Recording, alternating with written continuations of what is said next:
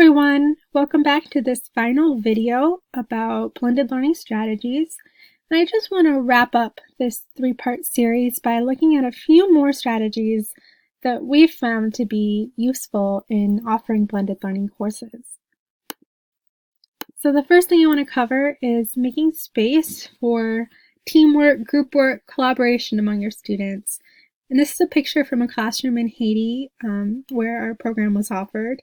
And we were so delighted to see in our experience with working with Haitian students that they are incredibly collaborative and willing to help one another in the classroom.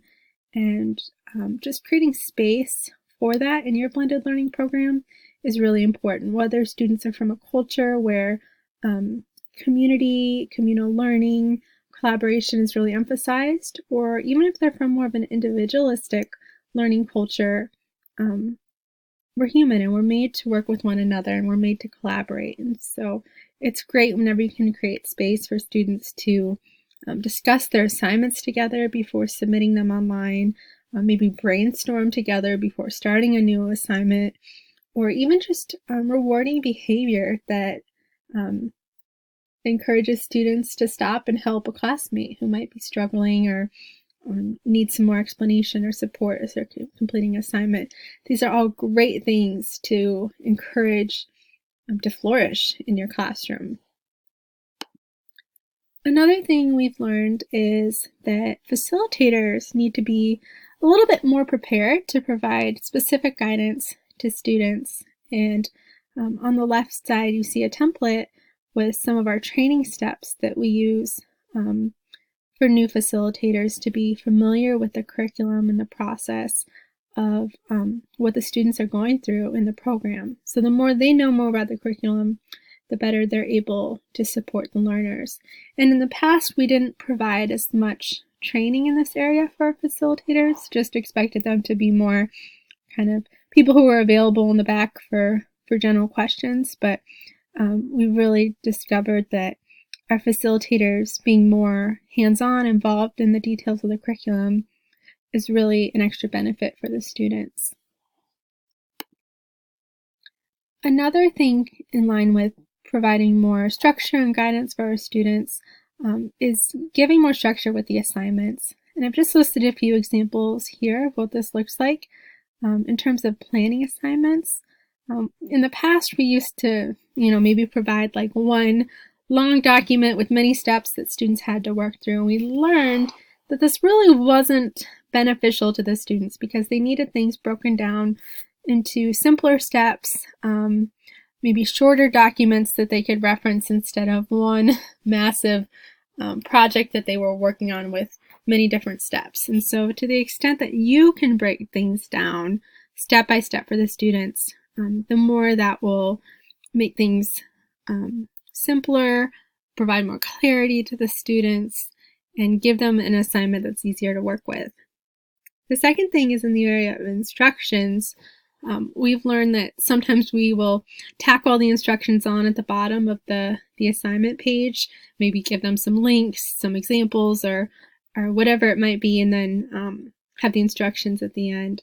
And that is not helpful because students don't always read to the end of a page. So I encourage you to put your important instructions at the beginning of the page on your learning management system or whatever you're using, and then link to the assignment document, websites or resources that they're using, examples, anything like that, so that if students don't always make it to the bottom of the page with their reading, they at least know all the important details of the assignment and the instructions. And then I mentioned already just providing more help from the facilitators instead of being more just kind of in the back of the classroom available for a question if needed, helping them be prepared to even provide direct teaching or instruction at certain points when an assignment might be particularly tedious or just need a bit more explanation for the students. So these are all ways you can support your learners in being successful with their assignments. And this is a picture from a class in Tanzania that met in a tent, very, very basic conditions and environment, but I love this picture because it shows them participating in discussion. And when you're running a blended learning program, I think this is one of the best parts of the classroom environment, the whole education program actually, that you get to create space and opportunities for these face-to-face discussions to happen. And even though you can do online discussion and have really meaningful things that come out of that, there's really nothing like being able to sit face-to-face with other classmates and share your ideas in real time. And so as much as possible, take advantage of these opportunities that you have in a blended learning course to create space and context for meaningful discussion to happen. Now, another really valuable thing we've learned is that having an online orientation for students can be so valuable in setting their expectations and then just giving them really a foundation for being successful in the course. And Foothill College in California was very gracious in allowing us to use some of their material for an online orientation course that we put together for our students. And we'd be happy to share any connections to Foothill College or just content that we're using in this course. So feel free to get in touch with us through our website, which I'll share at the end of this video. But needless to say, this is a really important aspect if your students haven't had much exposure to online learning, to make sure you give them a foundation through some sort of orientation course. And it doesn't need to be long. It doesn't need to consist of multiple days or lots of assignments. It can be very basic, but just giving them an overview of what's expected is really valuable for your learners. And then also part of preparing learners is making sure that they have the right background and skills to enter the course. And we have a pretty simple process for how we do this with our students, but it covers some of the really important aspects of students' readiness for online learning. And the first is understanding students' why or their motivation for being in the course. And we do this through an application that we use online that does have some short answer questions about their interest in the program and hopes and that sort of thing. And then we have an optional interview that our facilitators can use as well if they want to dig a little bit deeper into why students want to be part of the program and help them understand the expectations as students in the program. And then, as we've talked about before, having a basic understanding of the student's background and kind of their readiness for engaging with online learning, not based on taking a past online course, but just some more basic technical skills like their typing speed, which is something that we gauge before students join our programs, or their ability to use a graphic design platform and create like a brochure or poster or something like that. Shows us kind of how they can navigate a platform that they've never used and figure out how to use it and design something meaningful.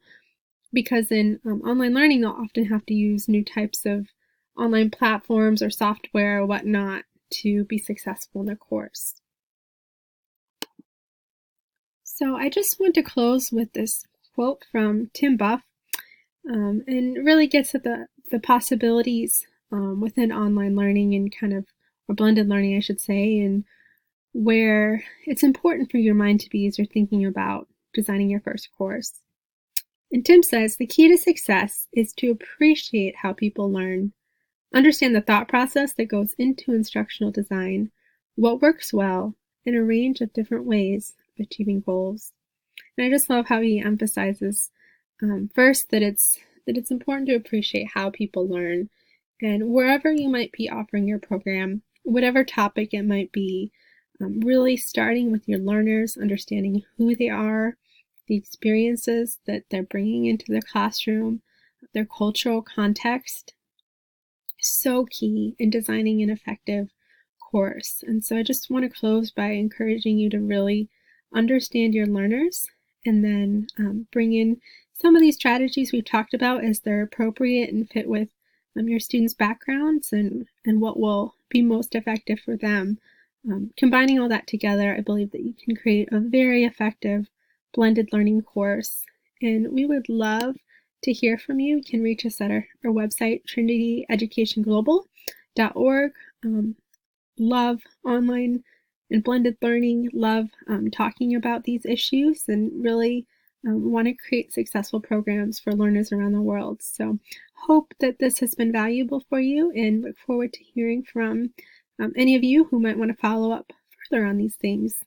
Wish you all the best, and yeah, just it's such important work that you're doing in bringing blended learning to students who might not have great education opportunities, or might be in places of the world where they just don't have access to quality education. So just very, very encouraged by the work that you're beginning, and we wish you all the best in it.